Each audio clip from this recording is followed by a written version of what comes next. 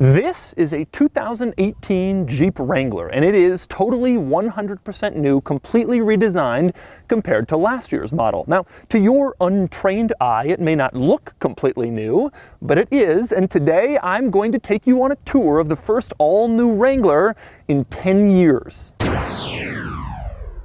First, a little background. The Wrangler traces its lineage to World War II when the first military Jeeps were put into use for combat. A civilian model came out soon after the war called CJ for civilian Jeep, and CJ models were changed and sculpted and updated in various forms all the way through the 1980s when Jeep finally rolled out the Wrangler name with a redesign for the 1987 model year. This is only the fourth all-new Wrangler since then in 30 years. And yes, this is an all-new Wrangler. Even though it looks fairly similar to the outgoing model, that's only because Jeep doesn't want to mess with what works. But it is completely new, and I'm going to show it all to you. First, I'm going to show you all of the cool quirks and features, and then I'm going to get it out on the road and let you know how I think it drives, and then I'm going to give it a Doug score. I should mention I'm filming this video just outside Tucson, Arizona. Jeep flew me out here and put me up in a hotel to attend the launch of the all-new Wrangler because it isn't yet on sale to the public. I hope other outlets covering the Wrangler here make a similar disclosure. Anyway, for more of my thoughts on the Wrangler, click the link below to visit autotrader.com/oversteer, where I've written a column about it, and I've compiled a list of the craziest, most insane, most ridiculous Wrangler models currently listed for sale on AutoTrader. Time to start off the quirks and features. There are a lot of them, so get ready. I'm going to start with maybe the coolest feature in the new Wrangler. That would be the tops. There are 3 different top options, 2 of which are very cool. Now, this particular Wrangler has the third one, kind of the boring one, it's just a normal hardtop. The current Wrangler has basically the same thing. You can get it in either black plastic or body color, and the panels above the driver's seat lift off, so you can take them off for an open air feel. The other 2 are far more exciting. I'm going to start with the soft top convertible, which is way easier to remove than the old one, especially the windows. Starting with the rear window, you first flip up the bottom part and then you peel off the sides, and there are no zippers. You just pull it out of its little tab and then you slide it off the rear of the car without any trouble, like this. The side windows are just as easy. Here's the complete removal of a side window in just 12 seconds, and now it's off your Wrangler. Here's a close-up of how easy it is to slide those windows out. And here's the cool thing, with the rear windows out, you can drive around like this, allowing in airflow if you don't want to put the top all the way down. Next up, the actual process of dropping the top. It starts easily enough. Just unlatch at the top of the windshield on the driver's side and on the passenger side, and then you can just fold it back one-handed to this position. Jeep says you can even drive like this at highway speeds, but if you want the top all the way back down, simply come around to the back, pull this plastic lever, and then from there the top easily goes the rest of the way down. Now the top is locked down, and if you want to put it up, you'll need to unlock it using this lever, one on the driver's side, one on the passenger side, and then from there, it's surprisingly easy. You can just put the entire top up using only one hand, as I've demonstrated here. Getting the windows back in is easier than you think. Just line up this rubber track and they slide right back in place. Then you go around and push the sides in, making sure they fit snugly on the body. The third top option is a power top, which is an extra cost over the standard hardtop. Now, this Wrangler is equipped with the power top. The power top cars have painted rails that go all the way down the side. To open the power top, you push a little button next to the rear view mirror on the top of the windshield, and then the power top automatically retracts basically the entire way down the car, so it feels like a convertible. Now, Jeep told me the interesting thing about this is the rails basically have to stay in place. You can remove them, but it's difficult, and they don't recommend it because it's difficult to line them back up when you want to put them back in. So if you get the body-colored hardtop with the power top, you really aren't able to completely remove everything unless you want to put up with some headaches. But the power top is not the coolest thing about the Wranglers with the power top. The coolest thing is right back here. It's this window which comes off very, very easily. Check this out. You undo 2 latches inside the window, then you go over here, you open the door, and then that's all you got to do. And now take a look at this. With the top open and the window out, it feels like you're basically driving around with no roof on, even if you can't remove those rails. And it's just as easy to get these windows back in place. It's not difficult at all. When you want to close up your Wrangler so people can't steal your stuff, all you got to do, boom, now the window is in. You go in, you relatch those things inside, and you're done. Okay, now that the tops are out of the way, we move on to the headlights. Now there are two different headlight options in the new Wrangler. You can get standard halogens or you can get these LEDs. Now, all Wranglers, regardless of which headlight you get, will have LED running lights up here in the fenders. Here's how they look, and you can put on the turn signals. They're also LED. They also look pretty cool. But if you get the LED headlights, this is basically the new face of the Wrangler. It includes an LED circle around the headlight, and when you put on the headlight, it is of course an LED. If you get the Wrangler with halogens, that LED circle goes away. The only LEDs up front you have are the ones on the fender. Now, still in the front up here, there are three trim levels in this car. Sport is the base trim level. Sahara, that's this one, is sort of the nice one. You can get some luxury features. And then Rubicon is the off-roading one. Now, the Rubicon has some really cool stuff up front, one of which is the fact that the bumper is partially removable. The front part always stays in place, but you can remove the part in front of the wheels, so when you fit bigger tires to go off-roading, you don't have to hack up your bumper. You can just remove it. Jeep allows that from the factory. The Rubicon also has a couple of other cool things. One of them is the fact that the fenders are just a little bit higher to accommodate larger tires that they know Jeep people are going to stick on there. Also in front, these little rubberized hood handles have always been a staple in Wranglers, and on the new Wrangler they also contain the windshield washer jets, adding some extra purpose to their existence. Next up, we move on to another interesting thing up front. Take a look at the grille here in the hood. You notice something's missing? How about the Jeep badge? They're not installing a Jeep badge on the front of the Wrangler. I asked the designers about this and they said the grille is our logo, and we're just gonna go with that. The Jeep badge is prominently featured on both front fenders, but it isn't in the front. Can you think of any other car where they're so confident in their grille design that they just don't put their logo on the front? Now, speaking of the fender over here, a couple of interesting things, one of which is just the glut of badges on the side of this car. It's probably gone a little too far. Do you really need Sahara and Jeep and Wrangler Unlimited and on the other side, Trail Rated? It's a bit much. Now, also on the fender is this little plastic thing and this indentation here. It's one of the easiest ways to tell apart the new Wrangler from most of the old Wrangler models which don't have that. Jeep told me it has a practical purpose beyond just sort of a new styling element. Now, on the old Wranglers, you drive around and sort of the hood would flap a little bit. This car wasn't known for its luxurious driving experience. By putting that there, it just allows the air to flow around the front of the car better, which improves the driving experience and eliminates some of the wind rush and wind noise you heard in the old one. And speaking of the hood, something I didn't know about the Wrangler people are going to make fun of me for. Do you know there's no interior hood release? You could just walk up to a Wrangler and open up the hood. All you got to do is unlatch these little latches on the side. There's one on each side, and then open the little hood latch in the middle, and then you're in. And in the Wrangler, you can fold the hood all the way back so that it touches the top of the windshield, which makes for an easy experience if you're trying to get anything done under the hood, but also gives the car kind of a crazy look when it's in place all the way up. Now, also on the side, something interesting in the brake light for the car quirk geeks out there like me. The brake light itself is pretty normal. It looks like the one in the Jeep Renegade. The interesting thing is on this side, it's this little piece of plastic that protrudes out to the side. That is there to be the blind spot monitor. The blind spot monitor uses this triangle in the mirror to alert you if there's a car in your blind spot so you don't accidentally hit it while you're changing lanes. Now, basically every other car, the fender lines up flush with the side of the car. They mount the blind spot monitor somewhere in the taillight. They hide it. It's pretty easy. But it wasn't as easy in the Wrangler. Because of the Jeep's design, the blind spot monitor couldn't be mounted on the side of the Wrangler as it couldn't see past the Wrangler's big wheel arch. So Jeep had to move the taillights so they stick out past the rear fender in order for the blind spot monitor to get a clear look at the Wrangler's entire blind spot.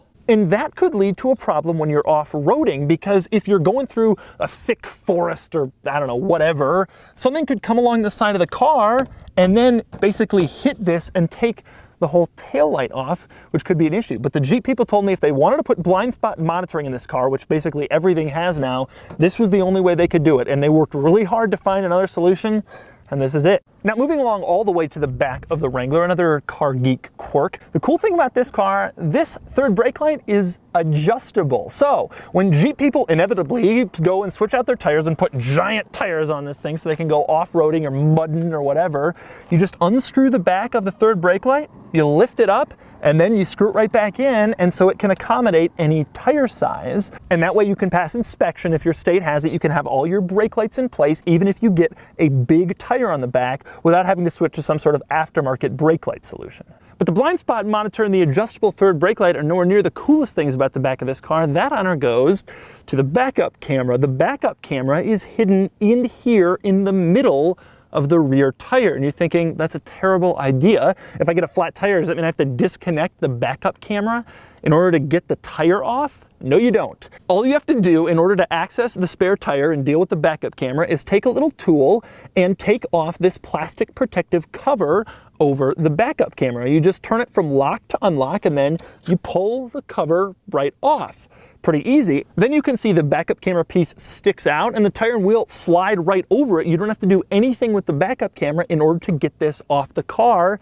And here's the cool thing, the backup camera is shrouded in metal. So if you're trying to get the tire back on the car, you don't have to worry about maybe damaging the camera. You can just lift it right up, slam it on top of this thing, and it won't break, which is a really great idea. But then you're thinking, well, wait a minute, how do you get a tool to take off the little plastic cover?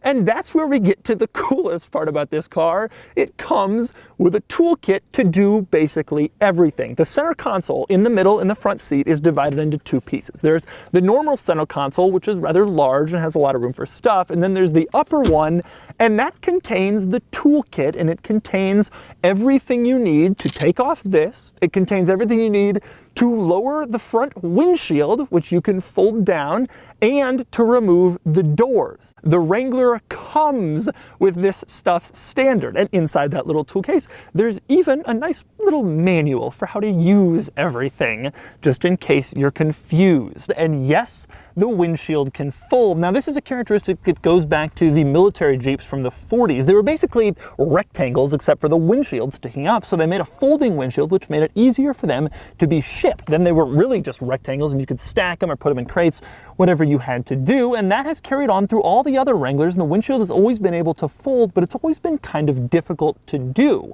Now, that generally isn't a problem for most people. Most people don't want to fold their windshield because when you're driving along at 50 on the highway, that's a lot of wind coming in there. You basically need to be wearing a mask or a helmet. But if you're off-roading, folding the windshield can be nice and fun. And so today, I am going to demonstrate how to fold the windshield in the new Jeep Wrangler. Jeep has made a huge effort to ensure the windshield is a lot easier to fold in the new Wrangler, and it starts right here by removing this little cap over the windshield wipers and exposing this bolt. Next, take your tool directly out of your Wrangler toolkit and unscrew the bolt keeping the wipers in place. Then just loosen the wipers a bit until they come right off. Once you've got the wipers off, it's really easy from here. Next, fold away the visor inside the Wrangler and take your tool to the top of the windshield where you'll find a bolt that holds the windshield in place. Unscrew it and 3 others, and you'll find they all come out pretty easily. With this particular top, you then have to remove the hard top panels above the front seats, but it's very easy to unlatch them and then carry them away as I'm demonstrating here. And now the windshield is ready to be lowered, but I'm going to leave you in suspense for just a second. First off, I should say, that took me only about 6 minutes. The hardest part is actually removing the wipers because they're a little tricky to get to over the hood. 6 minutes to get the windshield down, but then I have all these excess bolts and screws from taking it off. So what do I do? Well, open this up back here and you'll see one of the coolest things in this entire vehicle. There is a place to put all of the screws and the bolts when you take stuff off. There's one for the roof, the door hinges, and there's another one for the windshield. So I just stick my bolts right in here, and then when it's time to put the windshield back on later, I'll know exactly where they are. That's especially useful if I've been off-roading on the trails and the car's been getting kicked around, things get loose, they fly everywhere. But with this, they're right where I know they'll be, and I could just put this cover down and they won't go anywhere. And so now it's the moment you've all been waiting for. The wipers are off, the screws are off, and there it is. The windshield is down. So if you're rock crawling off-roading at low speeds, you can open it up and really feel like you're totally open air in this thing. That is so cool. And by the way, those little rubber hooks on the top of the hood, they do have an extra purpose. When the windshield goes down, it rests on top of those things so it doesn't damage the paint on the windshield frame or the hood or damage the actual sheet metal. And so we can enjoy the open air Jeep experience. Except I'm actually gonna put it right back on because I'm not rock crawling and I don't wanna drive this thing more than about 12 miles an hour with the windshield down and all the wind slamming into my face. But you get the idea. Okay, so this has already been a fairly involved video, and I haven't even shown you the quirks and features of the inside. So time to go inside. I'm going to start with the inside of the tailgate, and namely this label right here, which is really cool looking. This is on every single Wrangler, and it shows you where it was built, but also useful stuff like the water fording depth, the approach angle, the departure angle. Really, it's just there. It's kind of a gimmick to look cool, but they got me. I think it looks cool. Also interesting on the inside of the tailgate, you can see these lines right here. These lines are designed to have a pack mounted to them, or various packs, so that you can store a can of gasoline, a flashlight, some extra food in case you're going off into the wilderness. A pack can just clip right onto them. Naturally, Jeep will be happy to sell you a pack that clips directly on to these lines in the tailgate. Two other interesting things back here. One is there's an optional 9-speaker stereo in this vehicle, and if you choose that option, you get a rear subwoofer that is waterproof. So if you got the top off and it starts to rain, you're having a party, you don't have to worry about your sound system. Also neat back here is the fact that the roll bars in all the Wranglers are painted, even the ones that come with the body-colored hardtop, which will probably rarely be removed. They're all painted so that if you do remove the top, you sort of preserve the car's overall look. All right, moving on to the back seat. Now, there's only a couple of interesting quirks back here, one of which is the fact that the four-door models have standard air vents for climate control for rear seat passengers. I like the fact that they just sort of twirl. They look like an Oreo cookie, and you can just kind of twirl them at your leisure. For those of you who are more mature than me and don't get so easily amused, one interesting thing in the back seat of the Wrangler is the center armrest. You can fold it down just like a center armrest in every other car, and when you do fold it down, you'll notice that you have cup holders. Fold it back up and you'll notice those cup holders are the center headrest. So when it's in place, it's a headrest. When it's down, it's cup holders. That is a pretty smart idea, Jeep. Good thinking. Next up, we move on to the doors, and specifically removing the doors. Now, I had to round up 3 Wranglers to show you how all the tops work. I opened the hood, I took down the windshield. I ain't taking off the doors, but apparently it is actually pretty easy. Now on the outside on the hinge, Jeep has printed exactly what size driver you'll need in order to get them off, and naturally that can be found in the standard Jeep toolkit that comes with your Wrangler. Now once you've removed the doors, they do have a really cool party trick. Because it's kind of difficult and unwieldy to lift these big doors, there are little cutouts below the door armrest in both the front and the rear doors where you can lift them like a piece of luggage. So when you take them off, you can sort of walk with them a lot easier than you could have in previous Wranglers. Now, speaking of the front doors, open the front doors, climb in, and you will find an entire plethora of quirks and features up here, starting with the little screen in the instrument panel. When you start the car, take a look at that little movie that plays. It's basically an old Jeep becoming a new Jeep, but look closer and you'll see something even cooler. You see that little Jeep on the bottom of the screen going across the screen? That is one of the coolest things I've seen in a startup graphic. And then there are a couple of other interesting and cool things in there. For example, in the background of the screen, you can see an old military Jeep if you look really closely. In fact, if you look closely, you'll find old Jeeps hidden all over this thing, basically throughout this vehicle, not just in the gauge cluster. For example, the top of the shift lever has an old military-style Jeep on it. How about the base of the windshield in the corner on the passenger side? There's an old little military-style Jeep. Looks like it's about to climb up the windshield. And then there's my favorite, the wheels. All of the wheels have little old military Jeeps in them, and it's like a little Jeep Easter egg for people who really appreciate the brand. Also cool is the fact that the Rubicon models now offer built-in auxiliary switches. Basically, in the past, if you wanted to mount extra lights or an air compressor to your Wrangler, you had to also drill into your dash and mount a switch somewhere that was kind of ugly. Now, those switches are ready for whatever you want to mount on your Wrangler. To the left of the auxiliary switches in the Rubicon, you will find the differential lock. It's painted red to match the tow hooks for some reason. It's pretty easy to use. You just flip it up and down to turn on the rear diff lock or all the diff locks, and they just automatically go on for you. Also interesting in the interior, I really like the look of the door handles and specifically the door locks. Now, when the door is unlocked, as it is right now, I like the fact that it doesn't look crappy like some exposed piece of plastic you have to push to lock it and make it look good.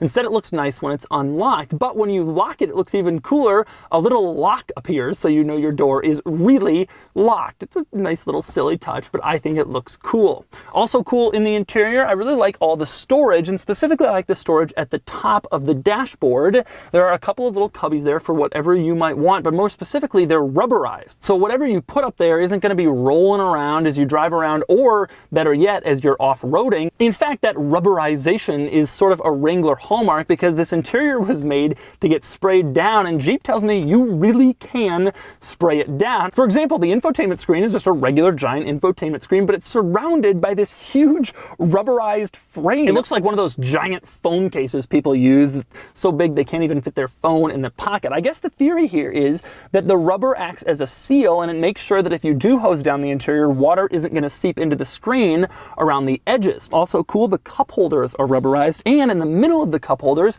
there's a little rubberized spot where you can stick your smartphone so it won't roll around. As for the switches in the middle of the center control stack, these are unique to the Wrangler, so I'm not going to complain about Chrysler parts sharing. They're all unique, and one cool way you can tell they're unique, the recirculating air button, which is the same in basically every car. It's just a car with like a wind inside of it. In this thing, it's a Wrangler with wind inside of it, which is kind of cool. Only I get excited about that stuff, but hey, they did it. Something I don't like about the center switches is the window switches. They're kind of difficult to reach at the very bottom of the center control stack, and they're just weird to operate. You push them down and they roll down, that's simple enough, but to roll them back up, you kind of have to stick your finger under there and pull. It's a weird operation that almost makes you take your eyes off the road, and it is definitely not my first choice for window switch. I prefer the window switches in the old Wrangler, where they were just toggles. You push them down to roll down and up to roll up. It seemed like a simpler design. And finally, we got to talk about equipment and technology, because this new Wrangler has a lot of stuff, which is going to be good news for people who like the look of the Wrangler and just sort of want to drive this around on the pavement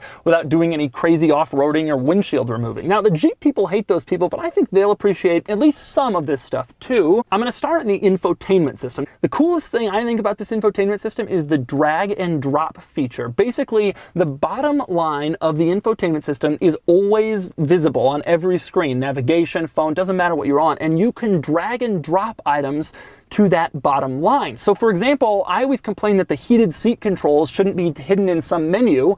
Well, they don't have to be. You can drag and drop them to that bottom line. It is a brilliant idea borrowed from cell phones, and truly every car should use this. Also interesting in the infotainment system is the mirror dimmer. This mirror is frameless, and the dimmer is not connected to it like in every other car.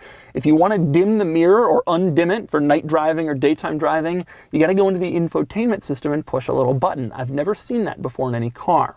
But beyond the infotainment system, this car also has some cool features. For example, side airbags are now standard in all Wranglers. This car has a backup camera, like all cars are now mandated to, basically, but this car also has available parking sensors. It has a blind spot monitoring system, like I showed you before, and it even has rear cross traffic alert, so if you're backing up, it'll tell you if a car is coming towards you, which is good if you're in a tight parking lot. One thing it doesn't have, forward collision warning or automatic forward collision braking. That's because the sensor for that would have to go up here on the windshield, and if you're gonna have a car with a fold down windshield, you're just not gonna get that sensor in there. The result is that it also doesn't have automatic wipers, no matter how much you spend for this car, for the same reason. But there are some sacrifices that must be made if you get a Wrangler. So those are all the cool quirks and features of the Wrangler. Now it's time to get this thing out on the road and see how it drives. All right, driving the new Wrangler. I've spent a lot of time in JK Wranglers. That was the old body style that came out in like 2007. And I liked them, but you know, they felt like kind of compromised trucks. You got them and you put up with a bunch of crap in order to get the cool Wrangler styling. This new one drives so much better on road than the outgoing Wrangler. It is crazy. I mean, so much better on road. It actually drives like a legitimate automobile, which surprises me because I just took the windshield off. I hesitate to say this because Wrangler people are gonna get upset. It drives like an SUV. It drives like a regular SUV, Pathfinder or Pilot. There's more wind noise. You can hear the tire noise more with certain tires. However, in terms of like stability, it doesn't like bum, bum, bum, bum, bum. You know, it doesn't feel like there's wind rush or any sort of loudness. It just feels like a vehicle should if it's an on-road normal automobile. It's smooth. Usually, in order to smooth out a car as much as they have from one generation to the next, you have to widen it and lower this and change the rake of that, and you have to do all sorts of stuff. This thing looks the same, but it's just better. It obviously doesn't drive, handle, steer like a sports car, But there's no, vagueness on center, just a little bit of play on center in the steering. Otherwise, it's very predictable. Floor it here. It's a Jeep. It's not all that fast. Even though this is the Pentastar V6 and has like 290 horsepower or something, it doesn't feel that fast. And I drove the 4-cylinder model. There's going to be a 4-cylinder and a V6. They both have basically the same power ratings. The only difference is that the V6 has a little bit more torque. I drove the 4-cylinder model, and it was about the same. I mean, neither of these cars are fast. The V6 to me, is a little bit more responsive. The 4-cylinder is a little bit more peaky. You floor it, and it's kind of build and then goes. I know a lot of Jeep people are going to be like, well, I'm not going to get a 4-cylinder, just like Ford F-150 people. I'm not going to get a V6 EcoBoost. But the truth is, it's pretty good. And they told us that the fuel economy for the V6 is 18 city and 23 highway, which is pretty good. It's fine. But they didn't tell us the 4-cylinder fuel mileage yet, and the 4-cylinder is not coming out until mid-2018. With the 4-cylinder, if 1823 is the number for the V6, I wouldn't be surprised if the 4-cylinder is getting over 20 city, which is really impressive considering that this thing does not exactly have the aerodynamics you'd expect from a vehicle that's getting 20 city. I'm just really impressed by the smoothness, and I'm also impressed by how stable it feels. It doesn't feel like, the old Wrangler, people come to me and they say, I want a Wrangler. And I'd say, have you driven one? You sure you want a Wrangler? It finally feels like you can enjoy the styling and the coolness of that without, that sort of really, I have to put up with the top flapping around, then above 70 it feels like it's going to explode, blah, blah, blah. All that stuff is gone. This car just feels a lot better. Now, I want to also say, I took a Rubicon off-roading yesterday. And not the kind of off-roading that I'm showing you on the screen right now. This is kind of legit, but any car can do this, any off-road SUV. I took it on some rocks and some hills where I was so scared. I didn't get any film because I was sitting in the driver's seat and I was petrified. 20 minutes, spotters the whole way, and it just handles it. And it's like, what can't I do? I was really, really, really impressed with the off-road capability of this thing. And so that's the 2018 Jeep Wrangler, which has managed to pull off an amazing feat. It's a dramatic improvement over its predecessor, and yet it still has basically the same cool looks and styling that people seem to love about these things. I kind of thought this car would be so-so. Based on its sort of small design change, I figured it would only be slightly improved over the outgoing model, but it's way better on-road. It's still tremendously impressive off-road, and it's loaded with a lot of cool quirks and features and Easter eggs. Wrangler people are always skeptical of the new Wrangler. They always hate it at first, but I think Wrangler people will love this Wrangler, and I also think regular people will appreciate it too. And now it's time to show my opinion numerically with the Doug score. Starting with the weekend categories and styling, the Wrangler is fine, but it's a familiar design by now, and although most people like it, on a personal level, I wish Jeep had done a little extra to change the look for 2018. It gets a 5 out of 10. Next up is acceleration. Jeep hasn't published the 0 to 60 time yet, but I suspect somewhere in the high 6-second range, and it gets a 2 out of 10, although I might be wrong and I may have to adjust this to a 1. Handling is good for an SUV and great for an SUV like the Wrangler, but obviously a little less than average in the grand scheme of things, and it gets a 4 out of 10. Cool factor is next, and the Wrangler is about average. These are cool but highly attainable, and you see dozens of them every day. What you can do with it is cool, but the Wrangler itself isn't hugely cool on its face, and it gets a 5 out of 10. Finally, importance. Like I said, there are zillions of Wranglers, and while the new one is a huge deal right now, in a year we'll see them everywhere. Still, it's more important than a Camry or a Kia Optima, and it gets a 4 out of 10, bringing the total weekend score to 20 out of 50. Not surprising, since the Doug score is a bit biased towards sports and performance cars. On to the daily categories, starting with features. The Wrangler is pretty well equipped, but not insanely so. It has more features than the old one, but in the grand scheme of things, it's just a bit better than average, and thus it gets a 6 out of 10. Next up is comfort, which has improved dramatically, but it's still no luxury car. It gets a 5 out of 10. Quality is decent. Materials are good for the type of vehicle this is, and Wranglers are relatively reliable, relative to most of the expensive, fragile European stuff I usually test, and it gets a 6 out of 10. As for practicality, we don't know yet what the cargo volume is, but based on what I observed and its great capabilities, I'm giving it an 8 out of 10. Finally, there's value. These are the starting prices of all the Wrangler models, and it's certainly getting more expensive than it was with a price hike for 2018. But it's still a fun, capable convertible with amazing resale value, and it easily gets a 7 out of 10, bringing the total daily score to 32 out of 50. Add it all up and the total Doug score is 52 out of 100, which is weak, but the Wrangler isn't the kind of car that's going to do well in the Doug score, which is topped with exotic sports cars. It is, however, the best Wrangler yet.